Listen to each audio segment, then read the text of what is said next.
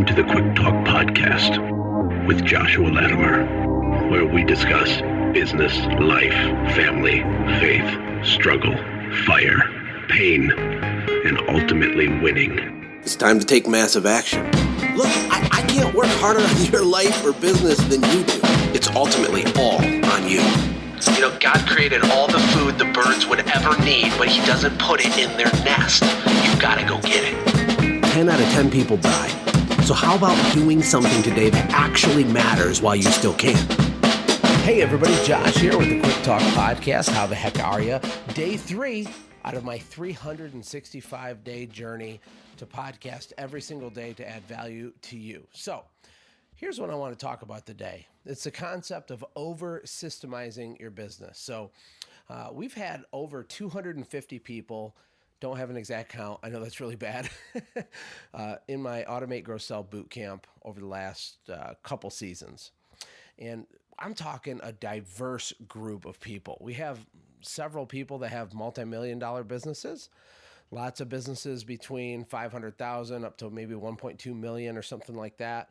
And probably most of them are between 150 to 500,000 in revenue, and a handful of people that are just getting started and they do very little revenue. And that's okay because the bootcamp is applicable to everybody. But here's one common mistake that I see people make, especially this time of year.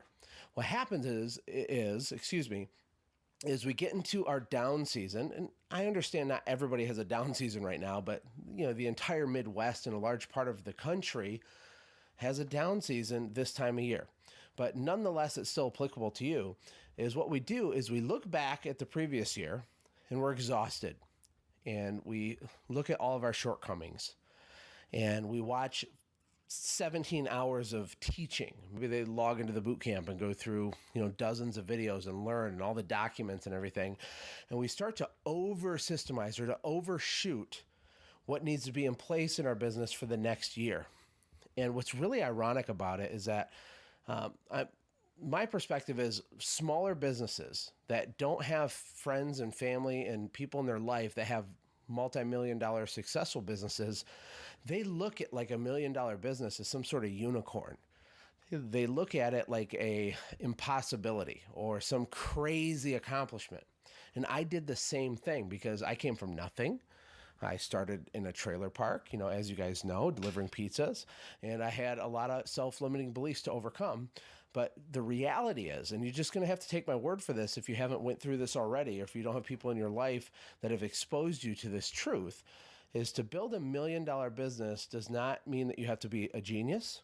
You don't have to be super ridiculous leadership expert guru person. You don't have to have all the answers to everything. You don't have to be a perfect leader. You don't have to have a perfect understanding of finance. None of that's true. The main things you have to have in place are a team and a deep understanding of sales and marketing. That's it. Now, once you get up over $1 million, things do get a little bit more complicated depending on the type of business that you're in, depending what industry that you're serving, and just the nuances of your service or your product or whatever you're doing. But it doesn't take that much. Russell Brunson talks about, and I joined his inner circle, right? And I've been talking about that. Getting to your first $1 million in revenue is all about the what and the how. That's what he says. And most of the people in the inner circle are like digital marketers, or they have online businesses, huge Amazon stores, and all kinds of things that don't perfectly translate back to like the Quick Talk listeners in the service industry, which is where I came out of, but a lot of it does. But what Russell teaches, and he has $100 million business, so I listen to him, is that it's all about the what and the how. And I'm not going to go into what the what and the how means, but the point is that there's two things you have to figure out, in Russell's opinion, to be able to have a 7-figure business. And that's kind of fascinating because I remember year 3 for me, our business tripled because I had just begun to understand the concepts of systems. And I had just stumbled upon Michael Gerber's book, The E-Myth, which is like this legendary book for small business owners, and learning about working on my business instead of in my business. And I had these light bulbs just firing off in my head like crazy. And even in my total imperfection and lack of understanding of basically everything, even with a basic understanding of that, my business tripled just because of that. Like total imperfect execution of some basic concepts. So you don't have to have everything figured out. But I do remember myself back then looking at larger businesses thinking, how inferior I was and how lacking I was in my understanding of certain things. Or I'd engage in a conversation with someone that was further ahead of me and I'd feel stupid. Or I wouldn't understand a certain topic, or they'd use a word or an acronym that I didn't understand. Well, it's not because I'm stupid, although I felt like that was the case. I just hadn't really learned that yet. Once you learn it in 5 seconds, now you get it and it makes sense, and now you can move on with your life. So I don't want you to be intimidated and feel like you're lacking in what it takes to build, a significant business with a full team. Because here's the thing. For most of you guys, including myself, it's not about dollars. It's not about money. In fact, it's not even about revenue. And I know I always reference $1 million business and a $5 million business and all this stuff. There are lots of companies that make tons of money in revenue and still lose money. And small businesses can't afford to do that. If you go to Silicon Valley and look at the way that startup culture works with the VC money, they get to break the rules. They can spend, $1,000 to acquire a customer that pays them $500 a year, and it takes them 2 years to break even. You can't do that. I can't do that, right? We have to pay as we go, and we play by a little bit of a different set of rules. But my point is it's not just about revenue, which is called a vanity metric, right? Think about that. It's a vanity metric. Mike Michalowicz was talking about this. I had him on my podcast last year. He's a best-selling author of the book Profit First. And we were talking before I actually recorded the interview, and he was super hilarious. And he was talking about how he was the biggest D-bag ever, and he was the guy that always was like, oh, yeah, we did 10 million in revenue and blah, blah, blah, blah, blah. But at home, everything was on fire. Everything was falling apart. Everything was stressful and horrible, and it was a disaster, right? So revenue isn't the solution. I only reference the $1 million mark because that's just kind of like the popular phraseology of kind of marking something that's working or is significant. But a significant business to you might be a lot smaller. But the bottom line is we need your business to serve you well. So for the argument's sake and for the sake of this conversation, I'll continue to talk about the $1 million business. But just know that my heart isn't about revenue. It's about getting you to get what you want. I want you to have your desired outcome. I want you to get across the finish line, whatever that means to you. You could have a $72,000 a year business that nets you $51,000 in earnings for yourself, that delivers you the universe. It gives you everything you and your wife and your husband and your kids could ever want. That is perfect. I want to help you get that. But it starts with belief. And you do not have to be an Albert Einstein to figure these things out. You need to actually simplify. I was talking to a new guy that we hired this morning named Lewis. Incredibly talented, very, very smart guy. We're so excited to have him with us. And he's going to be building an entire department for SendJim, my software company that doesn't even exist yet. And it's really critical to our plan for the next year. And he's this analytical type of guy. He can build a spreadsheet a minute, and he can lay out this roadmap and this detailed step-by-step structured Excel spreadsheet of this and that. He's that guy, which is what I need for the position he's filling. But I talked to him and I said, hey, here's my concern. I want to make sure that you don't overcomplicate something that could be simple. I did a webinar a year and a half ago, or no, I guess it was a little over a year ago, called The Gratitude Effect. You can find it on YouTube. It's really, really powerful. It's called The Gratitude Effect. And one of the quotes I put in there was from Leonardo da Vinci, and he says that simplicity is the ultimate sophistication. And it's true. It's so easy to overbuild, to over-systemize, to make something overly complex because there's a part of us that feels superior or competent because we build some comprehensive front-to-back 72-page guide for our business this year, right? But there's a major error being made if for people that are doing that. And you're missing the big picture. The big picture is that you can have what you want, probably with the skills you have right now, if you can focus on the 1, 2, or maybe 3 things that you need to fix this next year. You could take a business from 250,000 to 600 or 700,000 in one season for a lot of you, just by going deep on raising your average ticket, understanding sales and marketing, your sales process, making sure that you're following up with people after they get quotes, making sure you're re-engaging your past customers at a high level. And you could figure out how to do all that stuff in like a week. Like you could sit down and like put your thinking cap on and address those problems and make massive progress regardless if they're perfect, because it's never going to be perfect. It doesn't matter if it's perfect. Like if you just improved it, it could double your business or triple your business. So I want to encourage you not to make the mistake of feeling like you have to make your planning really complex to impress some invisible man that doesn't exist. There is no invisible man that exists. There's nothing. There's only you, there's your family, and there's your outcome. I want you to hone in on your outcome. When I do, I've told you guys before, I've had over 1,000 individual coaching calls with real business owners where I'm trying to help them.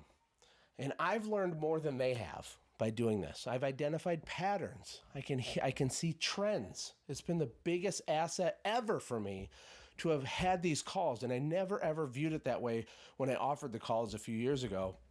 But that's what it's become. And one of the biggest things I see is that people overcomplicate everything because they feel they need to impress someone that doesn't exist. Build a simple, clean, clear path to your outcome. The other thing I've learned from these 1,000 calls is that very few people, obviously I don't have an actual percentage on this, but I'm going to guess that less than 5% of people, so that means 95% of all of you, if I asked you this question, you cannot articulate it clearly to me. Here it goes. What do you want and when do you want it by? What do you want? What do you want from your business? Why does it exist? What is its function, right? When I ask people that, people get really weird. They get paralyzed. They feel like they have to answer and they're embarrassed that they can't answer it, which is silly because of course you can't answer. I couldn't answer it either. I can now, and all the high achieving friends I have can very clearly answer it. But we don't know what we don't know. It's not your fault. You didn't know this stuff, right? That's why this podcast is here, is to teach you this. You need to know exactly what you want and when you want it by. But most people answer me with what they don't want. They say, Josh, I say, what do you want and when do you want it by? They say, well, I don't want to struggle anymore. Josh, I just don't want to feel so stressed out anymore. I don't want to work 80 hours a week. You see, the problem with that response is that they're not telling me what they want. They're telling me what they don't want. My sister, when she was having some relationship stuff going on a long time ago, I said, Jess, what do you want in a husband? She said, well, I don't want someone that's lazy. I don't want someone that does drugs. I don't want someone that is negative. I don't want someone that does this and that and the other thing. But she couldn't articulate what she did want. I said, Jess, you're focusing on what you don't want. You need to focus on what you do want. That is what I call your outcome, your mountaintop, your why. You need to figure out what that is first. After you figure out what your why is, your mountaintop, your outcome, then build the simplest plan to deliver you that outcome this next year. That's it. If it takes 4 sentences for you to understand what needs to be done to get that outcome, then you should be proud. Leonardo da Vinci was a pretty smart guy. Like, he's kind of famous, right? And he said simplicity is the ultimate sophistication because it is. It's hard to simplify something because you have to dig through all this weird mental baggage and all this stuff to get to what really matters. So I hope that makes sense. I hope that helps you. I hope that serves you because I struggle with this to this day. I feel like for us, I want to build a $10 million company this year. That's a big number to me. And it's embarrassing. Like, I know it shouldn't be. I know that, a $100 million company should, like, people do it. People build $100 million businesses. They're just people. They're not, aliens. They're not geniuses. They're just humans. But the difference is in their belief and in their daily habits and in their execution. But probably most importantly is in their belief. If you don't think you can achieve the thing that you're planning for next year, you need to push pause before you finish that plan. Because if you don't believe it's even possible, then you've already lost. You can't do it. So hopefully that's an encouragement to you. Simplify in 2018. Simplify. Don't try to build a business for the invisible man. Don't build a business plan for the invisible man. No one is there to judge you. No one is there to criticize you. No one can dictate what a proper outcome is for you and your family and your mission and your purpose on this planet. Only you get to decide that. It's 100% on you. You have to answer to no one for it. There is no wrong answer. What do you want for 2018? Anyways, guys, that's a message for today. I hope you're having a great 2018, even though we're only 3 days in. I want to ask you to leave me a review on iTunes if you haven't already. And if you're interested in learning how to find out about the most powerful, interesting, dynamic, unique, and effective marketing tactic you've ever seen, you need to check out my software company, SendJim. Yes, I know that the name is weird and makes no sense to you, but you still need to go to sendjim.com. That's SENDJIM.com. Check it out. Let me know if I can help. I appreciate you listening. God bless. Take care. I'll talk to you later. Hey, thanks for hanging out, friends. And from all of us here at the Quick Talk Podcast team, we hope you loved today's show. We hope that you were inspired to become a doer and not just a listener. Apply what you've heard today in your own business and watch things change for the better. Lastly, remember that all the money in the world can't save your soul. Seek first the kingdom of God, my friends. We'll see you next time. For more information about the Quick Talk Podcast or Joshua's other businesses, visit our website, quicktalkpodcast.com. Have a blessed day.